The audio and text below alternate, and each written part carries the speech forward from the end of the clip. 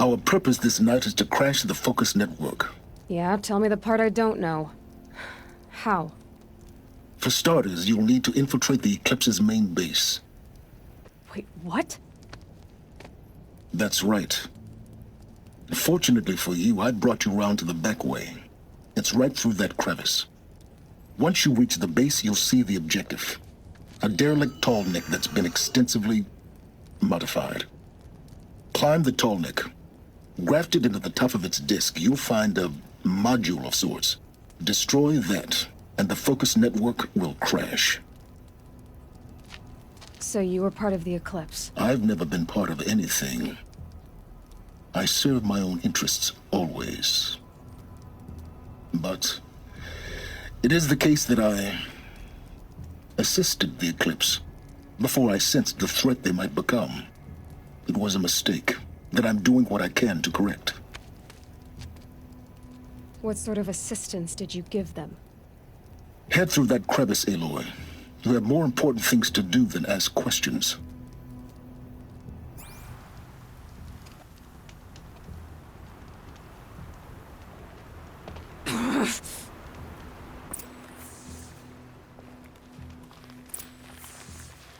Let's see what's through here. Corrupted machines. Patrolling like guards. More like soldiers. Held in reserve for a war yet to come. You'll have to get past them. This is the easy way in? The back way in. I didn't say it'd be easy.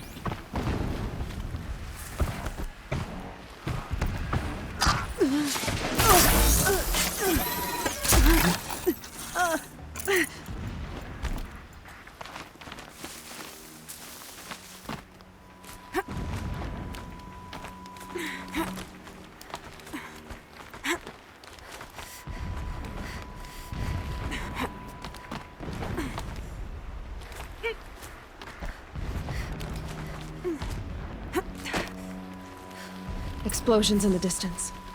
Pay that no mind. Doesn't concern you.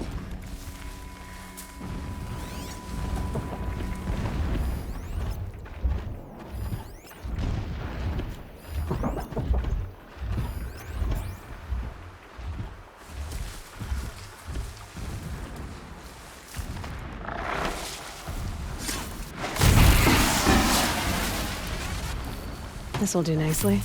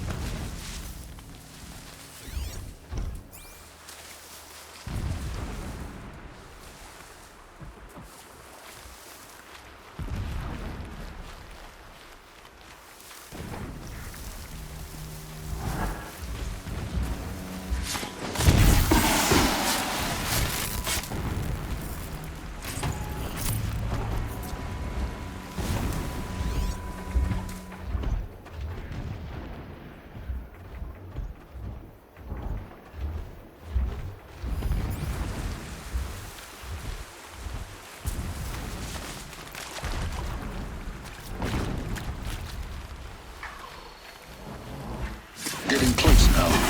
Head for that bridge.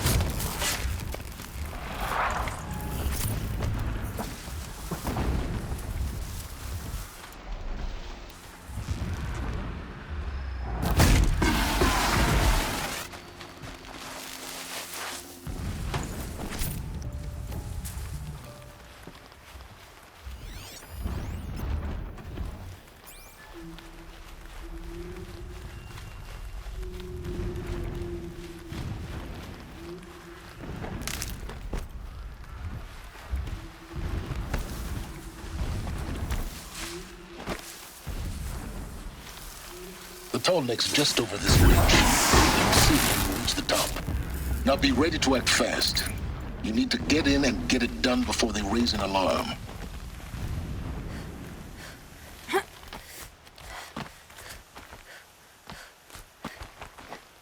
Here we go.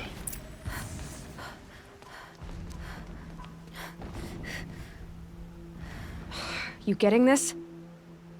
I see the legs of a tall neck down there, but no tall neck. Damn. The transmitter's been moved. Check down the ravine to the left. Only place it could be.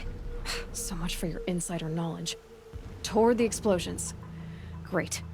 You've got exactly one shot at this, Aloy, so spare the sarcasm and make it count. You see that bridge over the ravine? Yep. Memorize its location. There's a rappel point on the side. That'll be your way out. And these Eclipse troopers? Avoid them or kill them, your choice. The blasting should cover any noise you make. Find the tall neck and destroy the module on top. Here we go. Every time they set off another blast, my ears ring.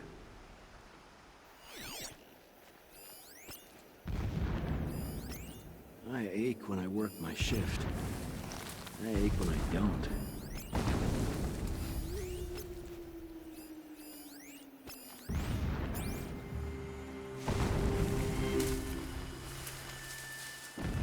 Not alone!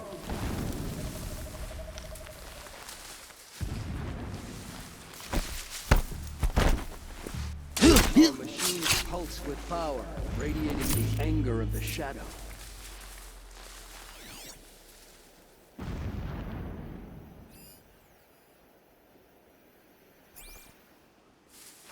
Wait, what was that?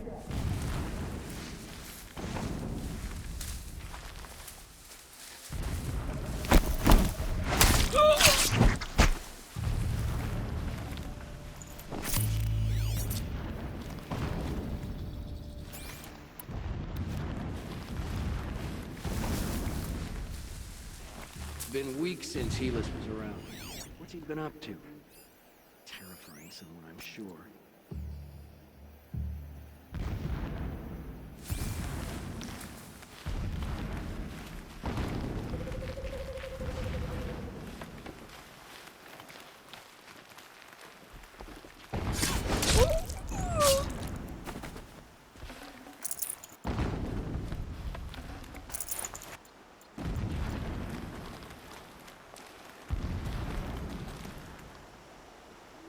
I'm keeping my spear sharp for the usurpers. I will not forget how they drove me from my home. That shelter. It's bigger than the others. Find the tall neck, Aloy. There's no time to poke around. There is if I make time.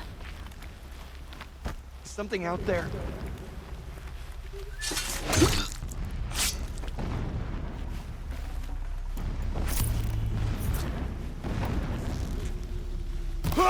Saw me. Here we go.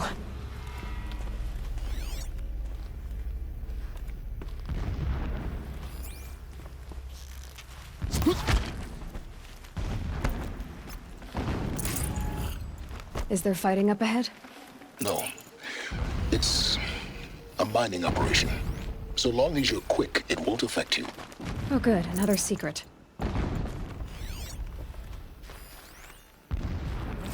So long as King Itamen languishes at Sunfall, coddled by his mother, he will never learn the true lessons of the sun. I have tried to instruct him, but the shadow of his mother's influence is upon him. I took him to the palace balcony to behold an offering of sacrifice in the ring, but he showed no thirst for it. He averted his gaze. Look to the sun, I told him. Do not shield your eyes. In all things, it is absolute. One day, it nurtures life, and the next, scorches life away. It burns the skin of champions and wretches alike. Never does the sun show pity. That is the example a Sun King must follow. The example of your father. But before my instruction could take hold, she was there, clutching him to her robes, burying his face against her breast. How is a king to rule when he cannot even see?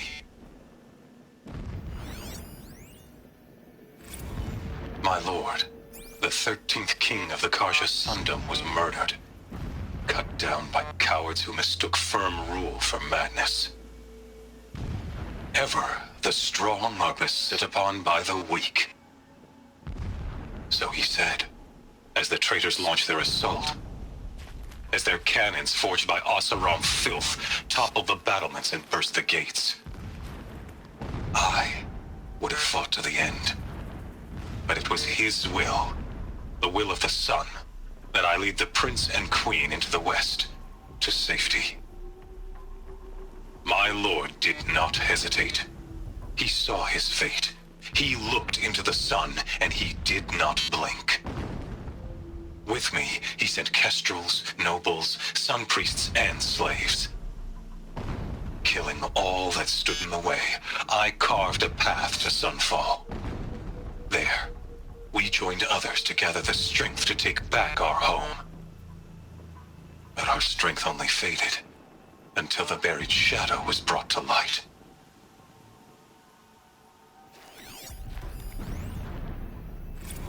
When I first set eyes on the buried shadow, I trembled. Was I not the chosen of the sun? A blazing light of faith to shred and scatter darkness? Was it not my place to destroy this devil? But High Priest Bahavas instructed me in the prophecy, and set right my frame of mind. The murder of the true Sun King broke the cosmic cycle short of completion. The whole world cast into darkness, doomed. To resume and turn the wheel of time would require more than sun and faith. All forces must combine, all halves of nature join to one cause. Shadow to sun, night to day. Even a buried shadow wants the wheel to turn, for without a sun in the sky, there can be no shadow.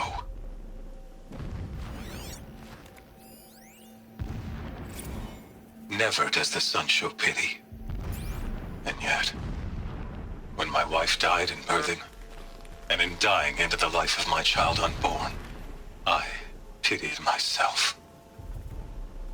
My lord sensed this, but instead of casting me down for weakness, he cast upon me a radiant beam of honor.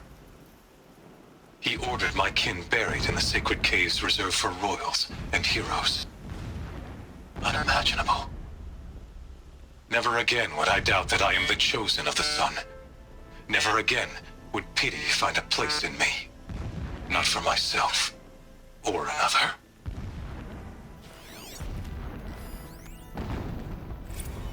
When sleep refuses to come, I think of our wedding night.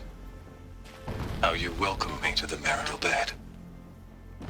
How after, when you fell asleep, I lay there watching your delicate face. For all its beauty, I detested its fragility. A rage swelled up inside me. I abhorred that bed, how its softness threatened to swallow us up. And that room, the stench of incense, the fine embroidery of the drapes, all of it weak. I slipped from the bed, threw open the casement, and lay naked on the stone floor, determined to spurn all seductions of comfort. But when I woke the next morning, you lay beside me, naked as I in the cold. Your body, stretched beside mine, seemed chiseled from stone. I saw you wake, instantly alert, like an animal ready to strike. You said nothing. You did not have to. Already you had shown me beyond doubt that we were meant to be. A mural of Meridian and the spire.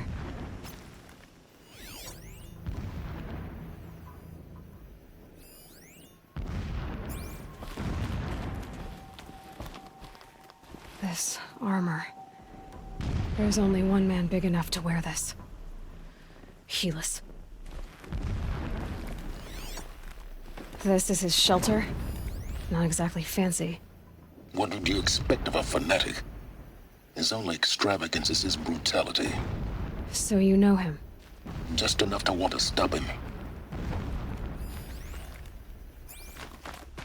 What is this place? A distraction.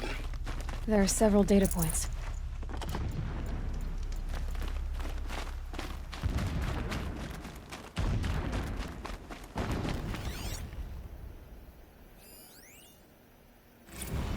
Every morning, I wake to the same nightmare.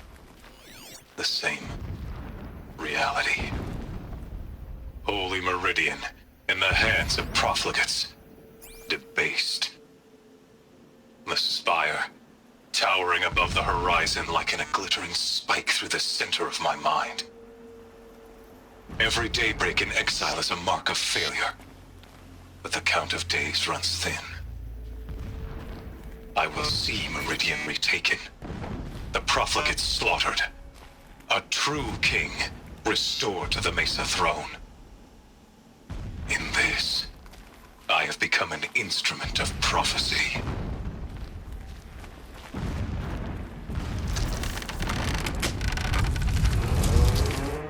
Did it. He's a fanatic, all right. Single-minded. It gives him a focus that you seem to lack. Now how about finding that Tallneck? Would not have been easy to drag the Tallneck. Alert. Irregular transmission source detected.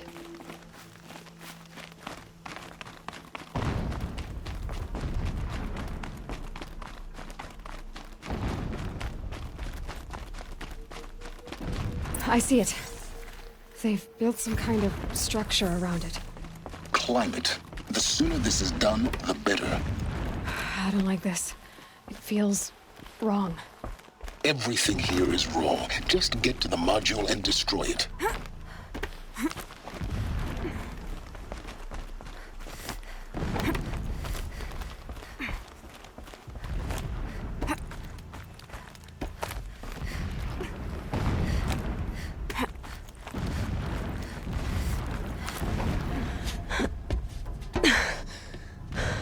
I see the module. Good. Now be quick. This is Hades? Aloy, this is not the time. It's a metal devil. Open the module's casing, now. Aloy, do as I say or all is lost.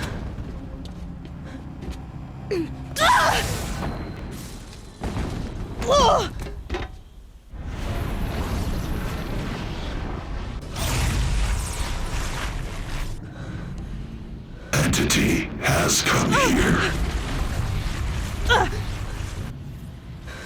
Entity miscalculated. Entity cannot destroy me. I am beyond its reach. Maybe you are. But this isn't!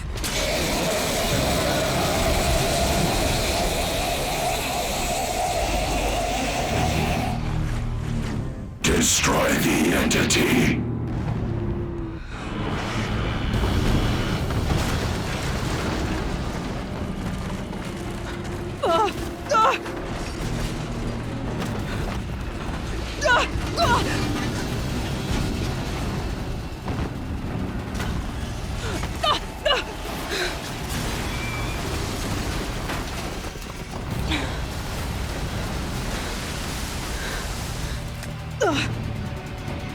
Keep running!